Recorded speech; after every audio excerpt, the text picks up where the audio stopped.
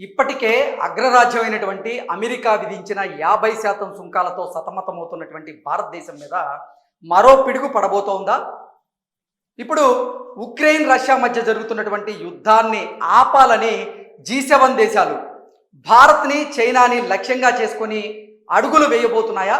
అందులో భాగంగానే అగ్రరాజ్య అధ్యక్షుడైనటువంటి Donald Trump తీసుకొస్తున్నటువంటి ఒత్తిడికి G7 దేశాలు తలొగ్గి ఇప్పుడు భారత్పై చైనాపై పన్నులు పెంచేందుకు వాళ్ళు సిద్ధమవుతున్నారా అంటే అవుననే సమాధానం ఇస్తున్నారు కొంతమంది రాజకీయ విశ్లేషకులు.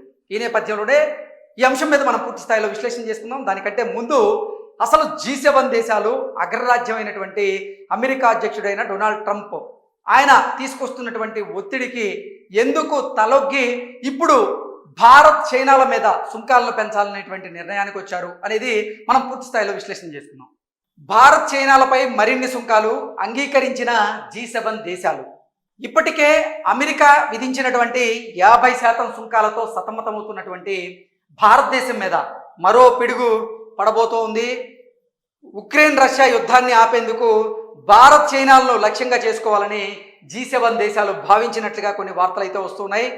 ఇక భారత్ చైనాలపై పన్నులు విధించాలని అమెరికా అధ్యక్షుడు డొనాల్డ్ ట్రంప్ తీసుకొస్తున్నటువంటి ఒత్తిడికి G7 దేశాలు తొలగినట్లుగా సమాచారం అందుతోంది. భారత్ చైనాలపై సుంకాలను పెంచేందుకు G7 దేశాలు సూచనప్రాయంగా అంగీకరించినట్లుగా వార్తలు అయితే వస్తూ ఉన్నాయి.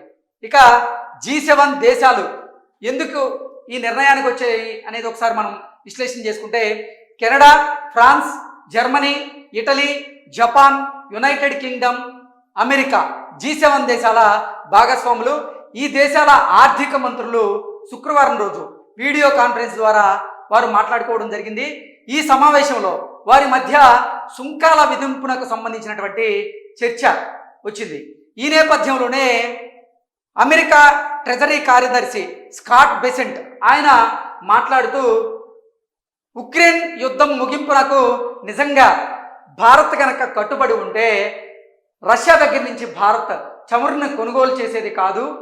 సో ఉక్రెయిన్ రష్యా మధ్య జరుగుతున్నటువంటి యుద్ధాన్ని ఆపేందుకు నిజంగా భారత్ కట్టుబడి లేదు అంటూ ఆయన పరోక్షంగా చెబుతూనే ఆ నేపథ్యంలోనే భారత్ చైనాలపై సుంకాలు విధించాలి అంటూ కూడా అమెరికా ట్రెజరీ కార్యదర్శి అయినటువంటి స్కాట్ బెసెంట్ ఆయన G7 దేశాలకైతే పిలుపునివ్వడం జరిగింది. ఇప్పటికే భారత దిగుమతుల మీద అమెరికా భారీ సుంకాలను విధిస్తున్న మాట మనకి ఆయన తెలియజేశారు. అయితే నిజంగా చెప్పాలంటే తొలత అగ్రరాజ్యమైనటువంటి అమెరికా భారత దిగుమతుల మీద 50% సుంకాలు విధించింది. ఆ తరువాత భారతదేశం రష్యా దగ్గర నుంచి చమురును కొనుగోలు చేస్తుంది. ఆ ఆర్థిక లావాదేవీలతో రష్యా ఉక్రెయిన్ మీద మరింతగా విరుచుకుపడుతుంది అంటూ ఇప్పుడు ఈ అగ్రరాజ్యమైనటువంటి అధ్యక్షుడు భారతదేశం మీద అదనపు సుంకాలను విధించేటువంటి ప్రయత్నం చేశాడు. అదనపు సుంకాలలో భాగంగా తొలుత విధించినటువంటి 25%కి మరో 25% జోడించి మొత్తంగా ఇప్పుడు అమెరికా భారత దిగుమతుల మీద 50% సుంకాలను విధిస్తూ ఉంది. అమెరికా ఒత్తిడి మేరకు భారత్ చైనాలపై సుంకాలు విధించేందుకు ఆయా దేశాలు అంటే G7 దేశాలైనటువంటి Canada, France, Germany, Italy, Japan, United Kingdom, America ఇప్పుడు ఆ G7 దేశాలు భారత్ మీద చైనా మీద సుంకాలు విధించేందుకు సిద్ధమైనట్లుగా కూడా కొన్ని వార్తలు అయితే వస్తున్నాయి. అయితే ఇప్పటి వరకు G7 దేశాలకు సంబంధించి ఎటువంటి అధికారిక ప్రకటన అయితే ఈ సుంకాలకు సంబంధించి రాలేదు.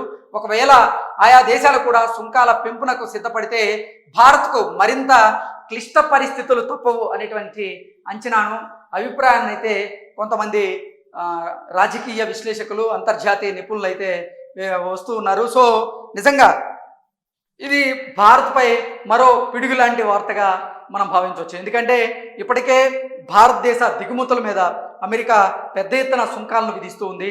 50% సుంకాలను మనం కడుతూ ఉన్నాం.